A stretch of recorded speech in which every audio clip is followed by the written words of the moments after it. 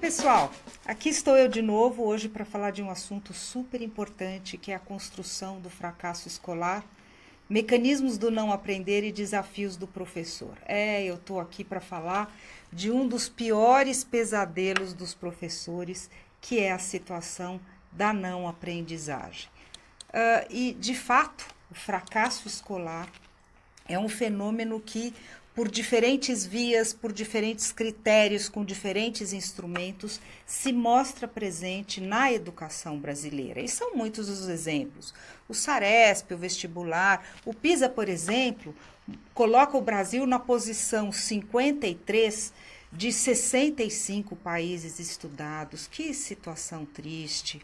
O IDEB tem mostrado a dificuldade do ensino fundamental e do ensino médio chegarem ao nível 5.2, que é a meta do governo, numa escala de 0 a 10. Nem na metade a gente consegue chegar. O SAEB é outro instrumento que mostra que a maioria das crianças brasileiras do ensino fundamental e os jovens no ensino médio estão aquém do que deveriam estar em termos de conhecimento para o ano, para a série em que eles se encontram.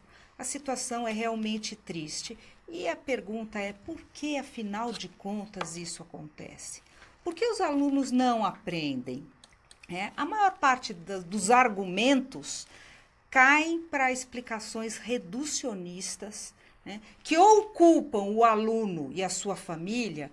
Então, são argumentos do tipo: a família é desestruturada, o menino é carente, passou fome, é por isso que ele não aprende.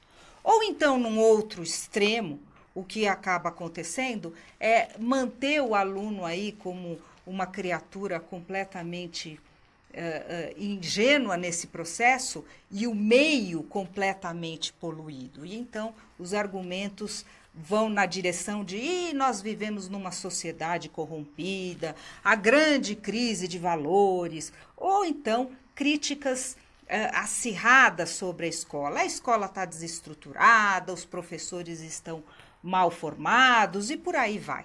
A grande verdade é que, seja quando a gente culpa os alunos, seja quando a gente culpa a sociedade ou a escola, a gente está funcionando numa lógica de caça às bruxas, de busca dos culpados num tipo de explicação que realmente não nos permite compreender o problema do fracasso escolar na sua complexidade. O que eu vou propor hoje para vocês aqui é pensar essas dimensões do não aprender, situando esferas e as interfaces desse processo. Pensar, por exemplo, na relação aluno-mundo. Qual é a razão que os nossos alunos têm para aprender? Pensar, em segundo lugar, aí nessa interface verde, na relação entre o mundo e a escola. O que a escola ensina? O que ela deveria ensinar? E pensar, finalmente, nessa interface aí amarela, na relação entre a escola e o aluno. Afinal de contas, como é que a escola ensina? Se o professor ensina, por que o aluno não aprende? Então, não percam esse esquema referência, que é o que vai embasar aí a nossa tentativa de reflexão de hoje. Vamos por partes, começando aí pela relação entre o aluno e o mundo. Qual é a razão para aprender? No nosso mundo, por que aprender? Se vocês me permitirem uma pequena brincadeira, eu vou contar uma piadinha e gostaria que vocês acompanhassem lendo junto comigo. Vamos lá? O gerente recebeu o seguinte fax de um dos vendedores. Seu Gomes, o cliente de Belo Horizonte pediu mais 400 peças. Faz favor tomar as providência. Abraço, Nilson. Aproximadamente 1 hora depois, recebeu outro. Seu Gomes, o relatório de venda vai chegar atrasado? Porque tem um problema no sistema e tô fechando umas vendas. Temos que mandar 3.000 peças a mais. Amanhã tô chegando. Abraço, Nilson. O gerente ficou preocupado e levou ao presidente da empresa as mensagens que recebeu do vendedor. O presidente, um homem muito preocupado com o desenvolvimento da empresa e dos funcionários, escutou atentamente o gerente. Disse que sabia o que fazer. Logo depois, redigiu uma carta de próprio punho que afixou no mural da empresa juntamente com o fax do vendedor. Daqui para diante nós vamos fazer feito o Nilson. Se preocupar menos em escrever certo e vender mais. Assinado o presidente. Bom, brincadeiras à parte, a piadinha ilustra uma situação muito interessante da oposição que existe entre os valores da nossa sociedade, a sociedade do ter, a sociedade capitalista, a sociedade do lucro e, por um outro lado, o conhecimento. Qual é a razão para aprender se o que vale mesmo é o dinheiro, é a grana, é o ter? Todos esses valores perpassam um pouco a mentalidade dos nossos alunos. E aí eu vou dizer para vocês que talvez o primeiro desafio do professor no enfrentamento do fracasso escolar seja o de resgatar o valor do conhecimento enquanto um bem necessário, enquanto um bem prazeroso, enquanto um bem que merece ser adquirido. Passo assim para o segundo ponto da nossa discussão de hoje, que é a relação entre o mundo e a escola. Afinal de contas, o que ensinamos e o que deveríamos ensinar? Essa imagem aqui mostra uma tendência muito forte, uma realidade muito triste da escola. O mundo mudou, a sociedade mudou. Então, aí o que a gente vê nessa imagem é a sociedade desenvolvida, a sociedade tecnológica, cheia dos seus arranha-céus, com toda a parafernália tecnológica. Em oposição a ela, uma escolinha que parou no tempo.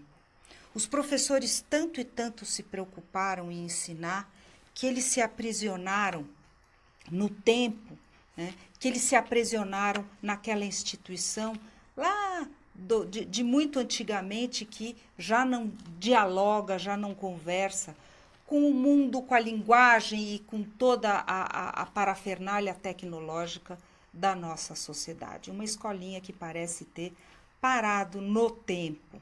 Então, a gente percebe aí que os muros da escola estão muito fechados, né, para uma sociedade e há aí uma tensão muito grande de um mundo que não valoriza a escola e uma escola que não fala a linguagem desse mundo. Eu diria para vocês que temos aí 2 pontos de tensão muito perigosos.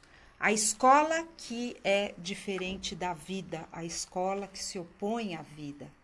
E, por um outro lado, a aprendizagem como uma coisa tão fechada em si mesmo, né, que não pressupõe o uso e a possibilidade de aplicação desse conhecimento no contexto da sociedade. Obviamente que eu não estou falando da sua escola especificamente, eu estou falando de uma tendência ocidental e de uma escola que se desaparelhou ao longo do tempo, mesmo bem intencionada, mesmo querendo ensinar, uma escola que está fora de sintonia com o nosso mundo.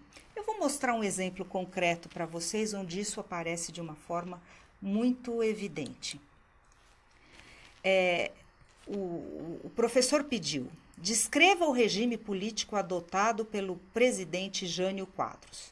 E o aluno respondeu: professor, eu nasci no ano de 1987 e por esse motivo não poderei responder essa pergunta, mas me prontifico a ir à biblioteca para pesquisar qual foi o regime adotado por ele. Então, o que a gente vê aí nesse exemplo é que muito daquilo que a gente ensina é sem sentido, é nada de significativo para o aluno. O aluno não reconhece aquele ensinamento como sendo algo do seu mundo. Obviamente que eu não estou dizendo que não é para a gente ensinar o regime de Jânio Quadros. O que eu estou dizendo é que a gente precisa buscar a sintonia entre o mundo do Jânio Quadros, a política do Jânio Quadros e o nosso mundo. Ou seja, é legítimo ensinar a história se for para a história nos ajudar a entender o presente.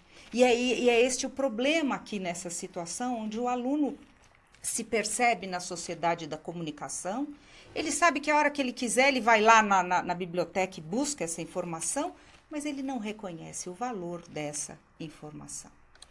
Chegamos assim ao terceiro ponto aí que nos interessa, que é a relação entre a escola e o aluno. Como ensinamos? Se o professor ensina, por que o aluno não aprende? E aí eu vou ser obrigada a colocar um pouco em discussão a metodologia usada na escola. Muitas vezes uma metodologia que não entra em sintonia com o processo cognitivo do aluno, com as necessidades do aluno, com os interesses do aluno. Eu vou dar aí 2 exemplos e fazer algumas considerações que resumem um pouco essa minha preocupação, embora o assunto merecesse um estudo tão mais aprofundado. Esse é o primeiro exemplo, né? É o exemplo de uma prática mecânica, né, que está longe de ensinar o aluno a gostar de aprender. Vejam lá. O menino escreve, eu não devo conversar na aula. 2, eu não devo conversar na aula. 3, eu não devo conversar na aula. E assim 10 vezes a repetição da mesma frase, eu não devo conversar na aula. Depois ele passa a separar as sílabas. Conversar, conversar, conversar. Professor, professor. Aluno, aluno. E depois ele tem que escrever frases completamente descontextualizadas. E ele faz até a apologia do professor. As pessoas conversam. O professor não deixa conversar na aula. O aluno não pode conversar na aula. Assinado Cleverson, o São Paulino. Esse exemplo é muito interessante porque ele mostra como essas práticas mecânicas podem tentar ensinar o português a revelia de despertar o gosto pela linguagem. É esse o grande problema. O ensino começa a ser enfadonho, começa a ser sem sentido, o ensino cansa e o aluno até aprende, mas ele aprende a odiar o português, a odiar o professor. É interessante também aqui pensar como esse menino dá uma escapada no final da lição, aí se colocando como Cleverson, o São Paulino, mostrando que no fim ele teria outras coisas a dizer, né, que não aquele blá blá blá mecânico da sala de aula. Outro exemplo muito significativo mostra aí o problema da falta de dialogia. O professor pede, encontre o X, e o aluno observou aquele desenho todo e fez uma flechinha e disse, ele está aqui, e o professor deu 0. Esse exemplo é interessante também porque ele mostra uma tensão muito grande entre professor e aluno. Eu diria para vocês que o professor, depois de ensinar várias vezes, e provavelmente ele deve ter dado vários exercícios do gênero, ele se frustra muito do aluno não ter aprendido. E ele coloca lá o 0, a questão está incorreta, é 0. Né? E o aluno, que durante as aulas provavelmente não estava de corpo presente, mas só de corpo presente, né? Quando ele se depara com isso, ele resolve o exercício com os exercícios com os recursos que ele tem. Então a gente percebe aí uma falta de dialogia. O professor está frustrado porque o aluno não aprendeu. E o aluno não entende, desde que ele tenha achado o X, ele não entende por que ele tomou uma nota 0. Né? Então, este é um exemplo triste, né, que mostra a falta de diálogo e de negociação por um ensino significativo na escola. Né? Vale a pena ainda fazer uma consideração sobre a desconsideração da diversidade cultural na escola. Quer dizer, além dos exercícios mecânicos, além das práticas insípidas, além, né, da falta de dialogia, de diálogo, a gente tem também práticas discriminatórias, né, que desconsideram a diversidade cultural na escola. Então, eu diria para vocês que o aluno, ao ingressar na escola, ele é plural. ele vem com diferentes saberes de diferentes regiões, com diferentes características, com diferentes origens e de diferentes raças, né? Mas a escola parece que exerce uma pressão, né, para que esse aluno se equalize, né, uma pressão equalizadora, para que todos os alunos tenham um igual comportamento, com um igual desempenho, né, quase que anulando as suas origens, os seus saberes e a sua diversidade. Uma pena, certamente um empobrecimento daquilo que a gente poderia colher na escola. Em síntese, né, para resumir tudo que eu venho dizendo, eu gostaria de mostrar para vocês como que, para além da culpabilização que a gente pode fazer e que tantas vezes é injusta, né, o não aprender funciona dentro de uma certa lógica que se explica e pode ser compreendido a partir de múltiplas dimensões. Em primeiro lugar, a dimensão cultural.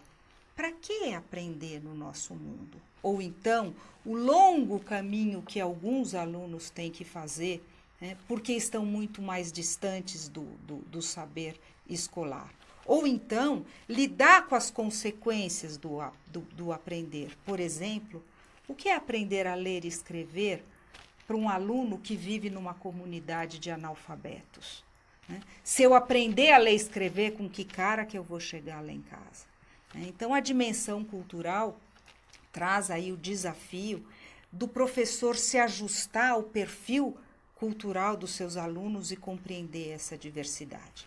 Há também a dimensão social, que diz respeito às relações estabelecidas na escola, tantas vezes marcadas pela discriminação, pelo autoritarismo, pelas relações de poder, né, tão mal resolvidas. E aí fica o desafio do professor lidar de uma forma mais dialógica, mais compreensiva com os seus alunos, buscar relações sociais que favoreçam, né, o bem-estar na escola e a ação social em prol da conquista da aprendizagem. Depois, a dimensão pedagógica. Aí nós temos o desafio de ajustar a metodologia de ensino ao processo cognitivo do aluno. Buscar práticas que sejam menos mecânicas, menos insípidas, mais ativas, que apelem mais para o processo construtivo e criativo do aluno. E, finalmente, a dimensão política, que diz respeito à valorização do saber, à valorização das escolas e à valorização dos professores. E por aí fica o desafio da gente lutar por uma escola que possa sim ser uma instituição de valor, reconhecida por toda a sociedade, valorizada pelos alunos e pela comunidade escolar. Bom, mas se eu estou falando do perigo do não aprender, eu preciso falar para vocês também sobre um outro perigo, o risco de aprender, né? O risco de aprender, mas não usar, não gostar, não ser crítico. Então, eu penso que mesmo naqueles casos, daqueles alunos que têm o sucesso no vestibular, no SAEB e no Enem, né, mesmo no caso dos alunos que tantas vezes têm sucessos, eu pergunto para vocês, será que não existe uma dimensão de fracasso nisso? Naquele aluno que até aprende, até resolve o problema, até sabe calcular o valor do X, mas não gosta, não usa e não lida com o saber de uma forma crítica. Pense nisso e até logo.